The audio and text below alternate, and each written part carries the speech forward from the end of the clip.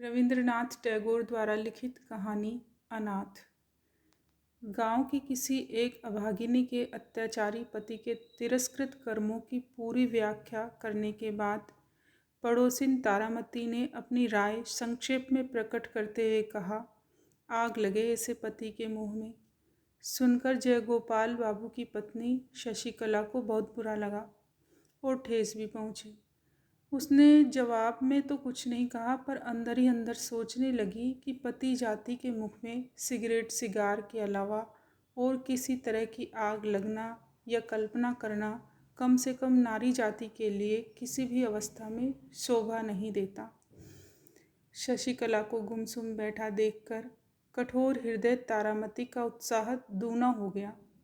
वह बोली, ऐसे खसम से तो जन्म जन्म की रांड भली, और चटपट वहाँ से उठकर चल दी। उसके जाते ही बैठक समाप्त हो गई। शशिकला गंभीर हो गई। वह सोचने लगी, पति की ओर से किसी दोष की वह कल्पना भी नहीं कर सकती जिससे उनके प्रति ऐसा कठोर भाव जागृत हो जाए। विचारते विचारते उसके कोमल हृदय का सारा प्रतिफल अपने प्रवासी पति की ओर उच्छ्वासित होकर दौड़ने लगा। पर जहाँ उसके पति शयन किया करते थे, उस स्थान पर दोनों बाहें फैलाकर वह औंधी पड़ी रही और बारंबार तकिए को छाती से लगाकर चूमने लगी। तकिए में पति के सिर के तेल की सुगंध को वह महसूस करने लगी और फिर द्वार बंद करके बक्स में से पति का एक पुराना चित्र और स्मृति पत्र निकाल कर बैठ गई। उस दिन के निस्तब्ध दोपहरी उसकी इसी प्रकार कमरे में एकांत चिंता, पुरानी स्मृति और व्यथा के आंसुओं में बीत गई।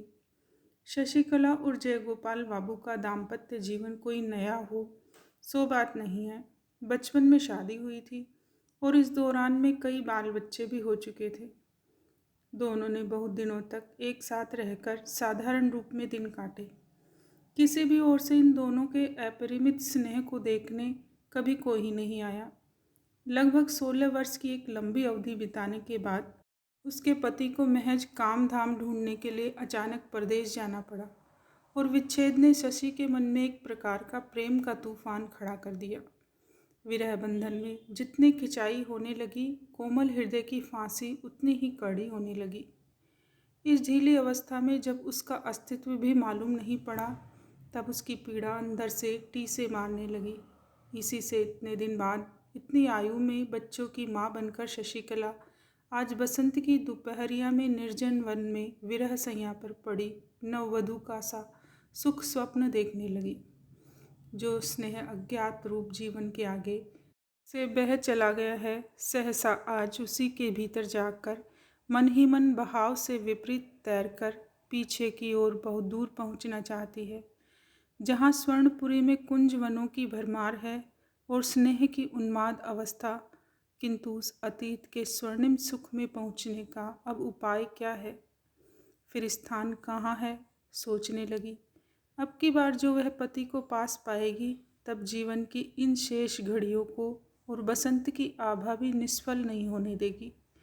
कितने ही दिवस, कितनी ही बार उसने छोटी मोटी बातों पर वाद विवाद करके, इतना ही नहीं, उन बातों पर कलह कर करके पति को परेशान कर डाला है। आज अतृप्त मन ने भी एकांत इच्छा से संकल्प किया है कि भविष्य में कदापि संघर्ष न करेगी, कभी भी उनकी इच्छा के विरुद्ध नहीं चलेगी, उनकी आज्ञा को पूरी तरह पालेगी, सब काम उनकी तबीयत के अनुसार किया करेगी, स्नेह युक्त विनम्र हृदय से अपने पति का बुरा भला व्यवहार सब चुपचाप सह लिया करेगी। कारण पति सर्वस्व है, पति प्रियतम है, पति देवता है। बहुत दिनों तक शशिकला अपने माता पिता की एकमात्र लाडली बेटी रही है। उन दिनों जयगोपाल बाबू वास्तव में मामूली नौकरी किया करते थे, फिर भी भविष्य के लिए उसे किसी प्रकार की चिंता न थी।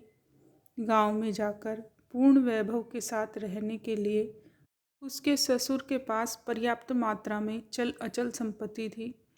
इसी बीच बिल्कुल ही असमय में शशिकला के वृद्ध पिता काली प्रसन्न के यहाँ पुत्र ने जन्म लिया। सत्य कहने में क्या है, भाई के इस जन्म से शशिकला को बहुत दुख हुआ और जयगोपाल बाबू भी इस नन्हे साले को पाकर विशेष प्रसन्न नहीं हुए। अधिक आयु में बच्चा होने के कारण उस पर माता पिता के लाड़ प्यार का कोई ठिकाना नहीं रहा। उस नवजात छोटे दूध पीते निंद्रातुर साले ने अपनी अज्ञानता में न जाने कैसे अपने कोमल हाथों की छोटी छोटी मुट्ठियों में जयगोपाल बाबू की सारी आशाएं पीस कर जब चकनाचूर कर दी, तब वह आसाम के किसी छोटे बगीचे में नौकरी करने के लिए चल दिए। सबने कहा सुना कि पास में ही कहीं छोटा मोटा काम धंधा खोज करके यहीं रहो तो अच्छा हो, किंतु चाहे गुस्से के कारण से हो या गैरों की नौकरी करने में शीघ्र ही अमीर बनने की धुन से हो, उसने किसी की बात पर ध्यान नहीं दिया। शशि को बच्चों के साथ उसके मायके में छोड़कर वह आसाम चला गया। विवाह के उपरांत इस दंपति में यह पहला विच्छेद था। पति के चले जाने से शशि को दूध मुँहे भाई पर बड़ा क्रोध आया। जो मन की पीड़ा को स्पष्ट रूप में नहीं कह सकता, उसी को क्रोध अधिक आता है। छोटा सा नवजात शिशु माँ के स्तनों को चूमता और आँख मीचकर निश्चिंतता से सोता, और उसकी बड़ी बहन अपने बच्चों के लिए गर्म दूध, ठंडा भात, स्कूल जाने की देर इत्यादि अनेक कारणों से रात दिन रूठकर मुंह फुलाए रहती और सारे परिवार को परेशान करती। थोड़े दिन बाद ही बच्चे की माँ का स्वर्गवास हो गया। मरते समय माँ अपने गोद के बच्चे को लड़की के हाथ सौंप गई। अब तो बहुत ही शीघ्र मातृहीन शिशु ने अपनी कठोर हृदया दीदी का हृदय जीत लिया। हा हा ही करता हुआ वह शिशु जब अपनी दीदी के ऊपर जा पड़ता और अपने बिना दांत के छोटे से मुख में उसका मुंह, नाक, कान सब कुछ ले जाना चाहता, अपनी छोटी सी मुट्ठी में उसका जूड़ा पकड़कर जब खींचता और किसी कीमत पर भी हाथों में आई वस्तु को छोड़ने के लिए तैयार न होता, दिवाकर के उदय होने से पहले ही उठता, जब वह गिरता पड़ता हुआ अपनी दीदी को कोमल स्पर्श से पुलकित करता, किलकारियाँ मार मार कर शोर मचाना आरंभ कर देता, और जब वह क्रमशः दीदी दीदी पुकार पुकार कर बारंबार उसका ध्यान बटाने लगा, और जब उसने कामकाज और फुर्सत के समय उस पर उपद्रव करने आरंभ कर दिए, तब शशि से स्थिर नहीं रहा गया। उसने उस छोटे से स्वतंत्र प्रेमी अत्याचारी के आगे पूरे तौर पर आत्मसमर्पण कर लिया। बच्चे की माँ नहीं थी, इसी से शायद उस पर उसकी सुरक्षा का अधिक भार आ पड़ा। शिशु का नाम हुआ नीलमणि। जब वह 2 वर्ष का हुआ, तब उसके पिता असाध्य रोगी हो गए। बहुत ही शीघ्र चले आने के लिए जयगोपाल बाबू को लिखा गया। जयगोपाल बाबू जब मुश्किल से उस सूचना को पाकर ससुराल पहुँचे, तब ससुर काली प्रसन्न मौत की घड़ियाँ गिन रहे थे। मरने से पूर्व काली प्रसन्न ने अपने एकमात्र नाबालिग पुत्र नीलमणि का सारा भार दामाद जयगोपाल बाबू पर छोड़ दिया, और अपनी चल अचल संपत्ति का 1/4 भाग अपनी बेटी शशिकला के नाम कर दिया। इसलिए चल अचल संपत्ति की सुरक्षा के लिए जयगोपाल बाबू को आसाम की नौकरी छोड़कर ससुराल चले आना पड़ा। बहुत दिनों के उपरांत पति पत्नी में मिलन हुआ। जब किसी जड़ पदार्थ के टूट जाने पर उनके जोड़ों को मिलाकर किसी प्रकार उसे जोड़ा जा सकता है, किंतु 2 मानवीय हृदयों को जहाँ से फट जाते हैं, विरह की लंबी अवधि बीत जाने पर भी वहाँ फिर ठीक पहले जैसा जोड़ नहीं मिलता। कारण हृदय सजीव पदार्थ है, क्षणों में उसकी परिणति होती है और क्षण में ही परिवर्तन। इस नए मिलन पर शशि के मन में अब की बार नए ही भावों का श्री गणेश हुआ, मानो अपने पति से उसका पुनः विवाह हुआ हो। पहले दाम्पत्य में पुरानी आदतों के कारण जो एक जड़ता सी आ गई थी, विरह के कारण से वह एकदम टूट गई, और अपने पति को मानो उसने पहले की अपेक्षा कहीं अधिक पूर्णता के साथ पा लिया। मन ही मन उसने संकल्प किया कि चाहे कैसे ही दिन बीते, वह पति के प्रति उद्दीप्त स्नेह की उज्ज्वलता को तनिक भी म्लान न होने देगी। किंतु इस नए मिलन में जयगोपाल बाबू के मन की दशा कुछ और ही हो गई।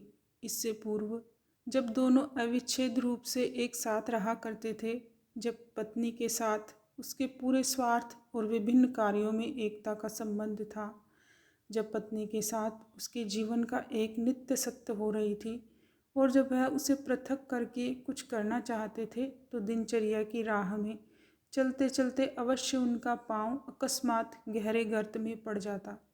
उदाहरणतः कहा जा सकता है कि परदेश जाकर पहले पहल वह भारी मुसीबत का शिकार हो गए। वहाँ उन्हें ऐसा प्रतीत होने लगा मानो अकस्मात उन्हें किसी ने गहरे जल में धक्का दे दिया है। लेकिन क्रमशः उनके उस विच्छेद में नए कार्य को थेकली लगा दी गई। केवल इतना ही नहीं, अपितु पहले जो उनके दिन व्यर्थ आलस्य में कट जाया करते थे, उधर 2 वर्ष से अपनी आर्थिक अवस्था सुधरने की कोशिश के रूप में उनके मन में एक प्रकार की जबरदस्त क्रांति का उदय हुआ। उनके मन के सन्मुख मालदार बनने की एक निष्ठ इच्छा के सिवा और कोई चीज नहीं थी। इस नए उन्माद की तीव्रता के आगे पिछला जीवन उनको बिल्कुल ही सारहीन सा दृष्टिगत होने लगा। नारी जाति की प्रकृति में खास परिवर्तन ले आता है स्नेह, और पुरुष जाति की प्रकृति में कोई खास परिवर्तन होता है तो उसकी जड़ में रहती है कोई न कोई दुष्ट प्रवृत्ति। जयगोपाल बाबू 2 वर्ष पश्चात आकर पत्नी से मिले तो उन्हें हूबहू पहली सी पत्नी नहीं मिली। उनके पत्नी शशि के जीवन में उनके नवजात साले ने एक नई ही परिधि स्थिर कर दी थी, जो पहले से कई अधिक विस्तृत और संकीर्णता से कोसों दूर है। शशि के मन के इस भाव से वह बिल्कुल ही अनभिज्ञ थे और न इससे उनका मेल ही बैठता था। शशि अपने इस नवजात शिशु के स्नेह में से पति को भाग देने का बहुत यत्न करती, पर उसमें इसे सफलता मिली या नहीं कहना कठिन है।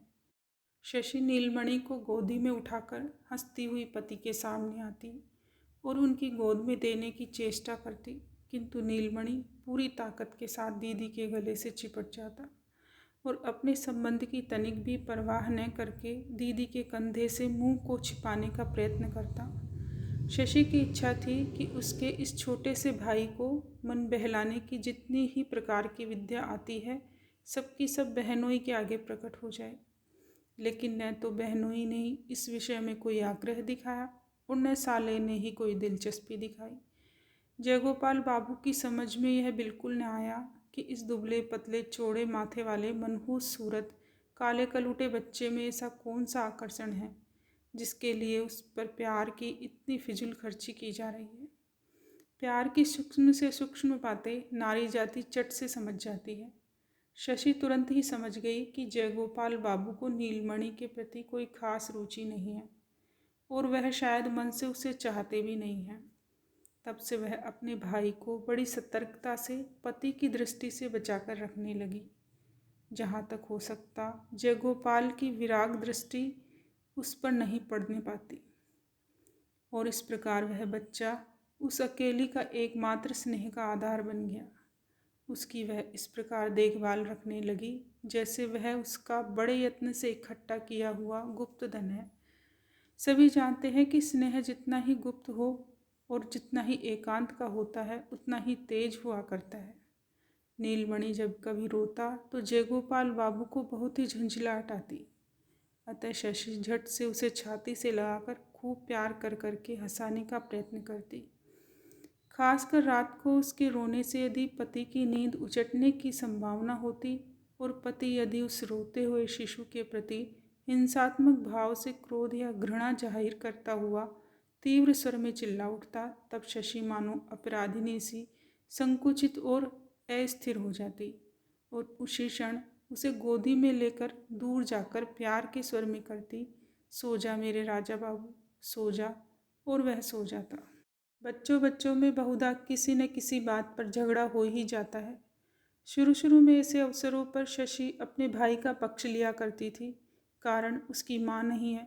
जब न्यायाधीश के साथ साथ न्याय में भी अंतर आने लगे तब हमेशा ही निर्दोष नीलमणि को कड़ा से कड़ा दंड भुगतना पड़ता।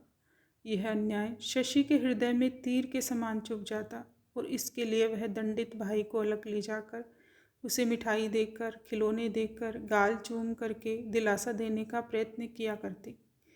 परिणाम यह देखने में आता है कि शशि नीलमणि को जितना ही अधिक चाहती, जयगोपाल बाबू उतना ही उस पर जलते भुनते रहते और वह जितना ही नीलमणि से घृणा करते, गुस्सा करते, शशि उतना ही उसे अधिक प्यार करती। जयगोपाल बाबू उस इंसानों में से हैं जो अपनी पत्नी के साथ कठोर व्यवहार नहीं करते, और शशि भी उन स्त्रियों में से है जो स्निग्ध स्नेह के साथ चुपचाप पति की बराबर सेवा किया करती है। किंतु अब केवल नीलमणि को लेकर एक अंदर ही अंदर घुटली सी पकने लगी, जो उस दंपति के लिए व्यथा दे रही है। इस प्रकार के नीरव द्वंद्व का गोपनीय आघात प्रतिघात प्रकट संघर्ष की अपेक्षा कहीं अधिक कष्टदायक होती है। यह बात उन समवयस्कों से छिपाना कठिन है जो कि विवाहित दुनिया की सैर कर चुके हों। नीलमणि की सारी देह में केवल सिर ही सबसे बड़ा था। देखने में ऐसा प्रतीत होता जैसे विधाता ने एक खोखले पतले बांस में फूंक मारकर ऊपर के हिस्से पर एक हंडिया बना दिए। डॉक्टर भी अक्सर भय प्रकट करते हुए कहा करते कि लड़का उस ढांचे के समान ही निकम्मा साबित हो सकता है। बहुत दिनों तक उसे बात करना और चलना नहीं आया। उसके उदासीन गंभीर चेहरे को देखकर ऐसा प्रतीत होता कि उसके माता पिता अपनी वृद्धावस्था की सारी चिंताओं का भार इसी नन्हे से बच्चे के माथे पर लाद गए हैं। दीदी के यत्न और सेवा से नीलमणि ने अपने भय का समय पार करके 6ठे वर्ष में पदार्पण किया।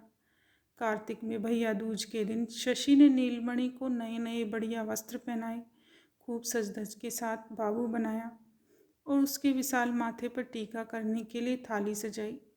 भैया को पट्टे पर बिठाकर अंगूठे में रोली लगाकर टीका लगा ही रही थी कि इतने में पूर्वोक्त मुंहफट पड़ोसिन तारा पहुंची और आने की साथ ही साथ बात ही बात में शशि के साथ संघर्ष आरंभ कर दिया। वह कहने लगी, हाय हाय, छिपे छिपे भैया का सत्यानाश करके ठाट बाट से लोक दिखाऊ टीका करने से क्या फ़ायदा। सुनकर शशि पर एक साथ आश्चर्य, क्रोध और वेदना की दामिनी सी टूट पड़ी। अंत में उसे सुनना पड़ा कि वे दोनों औरत मर्द मिलकर सलाह करके नाबालिग नीलमणि की अचल संपत्ति को माल गुजारी वसूली में नीलाम करवाकर पति के फूफेरे भाई के नाम खरीदने की साजिश कर रहे हैं। शशि ने सुनकर कोसना शुरू किया। जो लोग इतनी बड़ी झूठ बदनामी कर रहे हैं, भगवान करे उनकी जीभ जल जाए। और अश्रु बहाती हुई सीधी वह पति के पास पहुंची तथा उनसे सब बात कह सुनाई। जयगोपाल बाबू ने कहा, आजकल के ज़माने में किसी का भरोसा नहीं किया जा सकता। भूपेंद्र मेरा सगा फूफेरा भाई है। उस पर सारी अचल संपत्ति का भार डालकर मैं निश्चिंत था। उसने कब मालगुजारी नहीं भरी और कब नीलाम में हासिलपुर खरीद लिया, मुझे कुछ पता ही नहीं लगा। शशि ने आश्चर्य के साथ पूछा, तुम नालिश नहीं करोगे? जयगोपाल बाबू ने कहा, भाई के नाम नालिश कैसे करूं? और फिर नालिश करने से कुछ फल भी नहीं निकलेगा। गांठ से और रुपए पैसे की बर्बादी होगी। पति की बात पर भरोसा करना शशि का कर्तव्य है, किंतु वह किसी भी तरह भरोसा न कर सकी। तब फिर उसकी अपनी सुख की घर गृहस्थी और स्नेह का दाम्पत्य जीवन सब कुछ सहसा भयानक रूप में उसके समक्ष आ खड़ा हुआ। जिस घर द्वार को वह अपना आश्रय समझ रही थी, अचानक देखा कि उसके लिए वह एक निष्ठुर फांसी बन गया है, जिसने चारों ओर से उन दोनों भाई बहन को घेर रखा है। वह अकेली है, अबला है, असहाय नीलमणि को कैसे बचाए? उसकी समझ में कुछ नहीं आता। जैसे जैसे वह सोचने लगी, वैसे वैसे भय और घृणा से संकट में पड़े हुए अबोध भाई पर उसका प्यार बढ़ता ही गया। उसका हृदय ममता और आंखें अश्रुओं से भर आई। वह सोचने लगी, यदि उसे उपाय मालूम होता तो वह लाट साहब के दरबार में अपनी अर्जी दिलवाती, और वहाँ से भी कुछ न होता तो महारानी विक्टोरिया के पास खत भेजकर अपने भाई की जायदाद अवश्य बचा लेती, और महारानी साहिबा नीलमणि की वार्षिक 758 रुपये लाभ की जायदाद हासिलपुर कदापि नहीं बिकने देती। इस प्रकार शशि, जबकि सीधा महारानी विक्टोरिया के दरबार में न्याय करा के अपने फूफेरे देवर को ठीक करने का उपाय सोच रही थी, तब सहसा नीलमणि को तीव्र ज्वर चढ़ाया और ऐसा दौरा पड़ने लगा कि हाथ पांव तन गए और बारंबार बेहोशी बढ़ने लगी। जयगोपाल ने गांव के एक देसी काले डॉक्टर को बुलवाया। शशि ने अच्छे डॉक्टर के लिए प्रार्थना की तो जयगोपाल बाबू ने उत्तर दिया, क्यों, मोतीलाल क्या बुरा डॉक्टर है? शशि जब उनके पांव पर गिर गई, अपनी सौगंध खिलाकर भयभीत हिरने की तरह निहारने लगी, तब जयगोपाल बाबू ने कहा, अच्छा, शहर से डॉक्टर बुलवाता हूँ, ठहरो। शशि नीलमणि को छाती से चिपकाए पड़ी रही। नीलमणि भी एक पल के लिए भी उसे आंखों से ओझल नहीं होने देता। भय खाता कि उसे धोखा देकर दीदी उसकी कहीं चली जाए, और इसलिए वह सदा उससे चिपटा रहता। यहाँ तक कि सो जाने पर भी पल्लू कदापि नहीं छोड़ता। सारा दिन इसी प्रकार बीत गया। संध्या के बाद दियाबत्ती के समय जयगोपाल बाबू ने आकर कहा, शहर का डॉक्टर नहीं मिला, वह दूर कहीं मरीज देखने गया है। और इसके साथ ही यह भी कहा, मुकदमे के कारण मुझे अभी इसी समय बाहर जाना पड़ रहा है। मैंने मोतीलाल से कह दिया है, दोनों वक्त आकर अच्छे प्रकार से देखभाल किया करेंगे। रात को नीलमणि अनशंट बकने लगा। भोर होते ही शशि और कुछ भी न सोचकर खुद रोगी भाई को लेकर नाव में बैठकर कलकत्ता के लिए चल दी। कलकत्ता जाकर देखा कि डॉक्टर घर पर ही है, कहीं बाहर नहीं गए हैं। भले घर की स्त्री समझकर डॉक्टर ने झटपट उसके लिए ठहरने का प्रबंध कर दिया और उसकी मदद के लिए एक अधेड़ विधवा को नियुक्त कर दिया। नीलमणि का इलाज चलने लगा। दूसरे ही दिन जयगोपाल बाबू भी कलकत्ता आ धमके। मारे गुस्से के आग बबूला होकर उसने शशि को तत्काल ही घर लौटने का हुक्म दिया। शशि ने कहा, मुझे यदि तुम काट भी डालो तब भी मैं अभी घर नहीं लौटने की। तुम सब मिलकर मेरे नीलमणि को मार डालना चाहते हो। उसके बाप नहीं, माँ नहीं, मेरे सिवा उसका है ही कौन। मैं उसे बचाऊंगी, बचाऊंगी, अवश्य बचाऊंगी। जयगोपाल बाबू भावावेश में आकर बोले, तो तुम यहीं रहो, मेरे घर अब कदापि मत आना। शशि ने उसी क्षण तपाक से कहा, तुम्हारा घर कहाँ से आया? घर तो मेरे भाई का है। जयगोपाल बाबू बोले, अच्छा, देखा जाएगा। कुछ दिनों तक इस घटना को लेकर मोहल्ले के लोगों में चुहलबाजियाँ चलती रही, अनेक वाद विवाद होते रहे। तभी पड़ोसिन तारा ने कहा, अरे, खसम के साथ लड़ना ही है तो घर पर ही रहकर लड़ो ना, जितना लड़ना हो। घर छोड़कर बाहर लड़ने झगड़ने की क्या जरूरत? कुछ भी हो, आखिर है तो अपना घर वाला ही। हाथ में जो कुछ जमा पूंजी थी सब खर्च करके, आभूषण आदि जो कुछ भी थे सब बेचकर किसी प्रकार शशि ने अपने नाबालिग भाई को मौत के मुंह से निकाल लिया। और तब उसे पता लगा कि दुआर गांव में उन लोगों की जो बड़ी भारी खेती की ज़मीन थी और उस पर उनकी पक्की हवेली भी थी, जिसकी वार्षिक आय लगभग 1.5 सहस्त्र थी, वह भी जमींदार के साथ मिलकर जयगोपाल बाबू ने अपने नाम करा ली है। अब सारी अचल संपत्ति उसके पति की ही है, भाई का उसमें कुछ भी हक नहीं रहा है। रोग से छुटकारा मिलने पर नीलमणि ने करुण स्वर में कहा, दीदी घर चलो, वहाँ अपने साथियों से खेलने के लिए उसका जी मचल रहा है। इसी से प्रेरित होकर वह बार बार कहने लगा, दीदी अपने उसी घर में चलो ना। सुनकर शशि रोने लगी, बोली, हम लोगों का अब घर कहाँ है? लेकिन केवल रोने से ही फल क्या? अब दीदी के सिवा इस दुनिया में उसके भाई का है ही कौन? यह सोचकर शशि ने आंखें पोंछ डाली और साहस बटोर कर डिप्टी मजिस्ट्रेट तारिणी बाबू के घर जाकर उनकी पत्नी की शरण ली। मजिस्ट्रेट साहब जयगोपाल बाबू को भली भांति जानते थे। भले घर की बहू बेटी घर से निकलकर जमीन जायदाद के लिए पति से झगड़ना चाहती है, इस बात पर वे शशि पर गुस्सा हुए। उसे बातों में से फुसलाए रखकर उसी समय उन्होंने जयगोपाल बाबू को पत्र लिखा। जयगोपाल बाबू साले सहित शशि को जबरदस्ती नाव पर बैठाकर गांव ले गया। इस दंपति का द्वितीय विच्छेद के बाद फिर यह द्वितीय मिलन हुआ। जन्म जन्म का साथ सृष्टिकर्ता का विधान जो ठहरा। बहुत दिनों बाद घर लौटकर पुराने साथियों को पाकर नीलमणि बहुत खुश हुआ, आनंदपूर्वक घूमने फिरने लगा। उसकी निश्चिंत खुशी को देखकर भीतर ही भीतर शशि की छाती फटने लगी। शरद ऋतु आई। मजिस्ट्रेट साहब गांव में छानबीन करने दौरे पर निकले और शिकार करने के लिए जंगल से सटे हुए एक गांव में तंबू तन गए। गांव के मार्ग में साहब के साथ नीलमणि की भेंट हुई। उसके सभी साथी साहब को देखकर दूर हट गए। निरीक्षण करता रहा। न जाने साहब को उससे कुछ दिलचस्पी हुई। उसने पास बुलाकर पूछा, तुम स्कूल में पढ़ते हो? बालक ने चुपचाप खड़े रहकर सिर हिला दिया, हाँ। साहब ने पुनः पूछा, कौन सी पुस्तक पढ़ते हो? नीलमणि पुस्तक शब्द का मतलब न समझ सका, अतः साहब के मुंह की ओर देखता रहा। घर पहुंचकर नीलमणि ने साहब के साथ अपने इस परिचय की बात खूब उत्साह के साथ दीदी को बताई। दोपहर को अचकन पाजामा पगड़ी आदि बांधकर जयगोपाल बाबू साहब का अभिवादन करने के लिए पहुंचे। साहब उस समय तंबू के बाहर खुली छाया में कैंप मेज लगाए बैठे थे। सिपाही वगैरह की चारों ओर धूम मची हुई थी। उन्होंने जयगोपाल बाबू को चौकी पर बैठाकर गांव के हालचाल पूछे।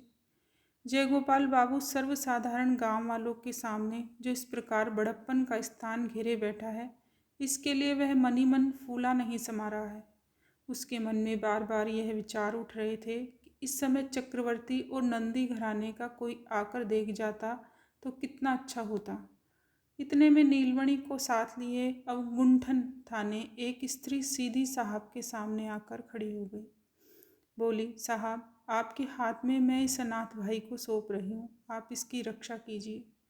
साहब पूर्व परिचित गंभीर प्रकृति वाले बालक को देखकर उसके साथ वाली स्त्री को भले घर की बहू बेटी समझकर उसी क्षण खड़े हुए। बोले, आप तंबू में आइए, मुझे जो कुछ कहना है वह यहीं कहूँगी। जयगोपाल बाबू का चेहरा फीका पड़ गया और घबराहट के मारे ऐसा हो गया मानो अंगारे पर अचानक उसका पांव पड़ गया हो। गांव के लोग तमाशा देखने के लिए खिसक खिसक कर पास आने की चेष्टा करने लगे। तभी साहब ने बेंत उठाया और सब भाग खड़े हुए। तब फिर शशिकला ने अपने अनाथ भाई का हाथ थामते हुए उस अनाथ बच्चे का सारा इतिहास शुरू से आखिर तक कह सुनाया। जयगोपाल बाबू ने बीच बीच में रुकावट डालने की चेष्टा की, पर साहब ने गरज कर उसे जहाँ का तहाँ बैठा दिया। चुप रहो, और बेंत के संकेत से उसे चौकी से उठाकर सामने खड़ा होने का हुक्म दिया। जयगोपाल बाबू शशि को मनी मन कोसता हुआ सामने खड़ा रहा और नीलमणि अपनी दीदी से बिल्कुल चिपटकर मुंह बनाए चुपचाप खड़ा सुनता रहा। शशि की बात सुन लेने पर साहब ने जयगोपाल बाबू से कई प्रश्न पूछे और उनका उत्तर पाकर बहुत देर तक चुप रहकर शशि को संबोधित करके बोले, बेटी, यह मामला मेरी कचहरी में नहीं चल सकता, पर तुम बेफिक्र रहो, इस विषय में मुझे जो कुछ कहना होगा अवश्य कहूँगा। तुम इस अनाथ भाई को लेकर बेधड़क घर जा सकती हो। शशि ने कहा, साहब, जब तक इस अनाथ को अपना मकान नहीं मिल सकता तब तक इसे लेकर घर जाने का साहस मैं नहीं कर सकती। अब यदि आप इसे अपने पास नहीं रखते तो कोई और भी इस अनाथ की रक्षा नहीं कर सकता। साहब ने पूछा, तुम कहाँ जाओगी? शशि ने उत्तर दिया, मैं अपने पति के घर लौट जाऊंगी। मेरी कुछ फिक्र नहीं है। साहब मुस्कुराया और ताबीज बंधे और दुबले पतले गंभीर स्वभाव वाले काले रंग के उस दुखी अनाथ बालक को अपने पास रखने को तैयार हो गया। इसके उपरांत शशि जब विदा होने लगी तब बालक ने उसकी धोती का छोर पकड़ लिया। साहब ने कहा, बेटा, तुम डरो मत, आओ मेरे पास। अवगुंठन के भीतर अश्रुओं से झरना बहाते और पहुँचते हुए अनाथ की दीदी ने कहा, मेरा राजा भैया है ना, जा जा साहब के पास जा, तेरी दीदी तुझसे फिर मिलेगी। अच्छा, इतना कहकर उसने नीलमणि को उठा छाती से लगा लिया और माथे पर पीठ पर हाथ फेरकर किसी प्रकार उसके पतले हाथों से अपनी धोती का छोर छुड़ाया और बड़ी तेजी से वहाँ से चल दी। साहब ने तुरंत ही बाएं हाथ से उस अनाथ बालक को रोक लिया और बालक दीदी दीदी चिल्लाता हुआ जोर जोर से रोने लगा। शशि ने एक बार मुड़कर दूर से अपना दाहिना हाथ उठाकर अपनी ओर से उसे चुप होने के लिए सांत्वना दी और अपने टूक टूक हुए हृदय को लेकर और भी तेजी से आगे निकल गई। फिर बहुत दिनों तक उस पुरानी हवेली में पति पत्नी का मिलन हुआ। सृष्टिकर्ता का विधान जो ठहरा, लेकिन यह मिलन अधिक दिन तक न रह सका। कारण इसके कुछ ही दिन बाद एक दिन भोर होते ही गांव वालों ने सुना कि रात को जयगोपाल बाबू की स्त्री हैजे से मर गई और रात ही को उसका अंतिम संस्कार हो गया। विदा के समय शशि अपने अनाथ भाई को वचन दे आई थी कि उसकी दीदी उससे फिर मिलेगी। पता नहीं उस वचन को वह निभा सकी अथवा नहीं।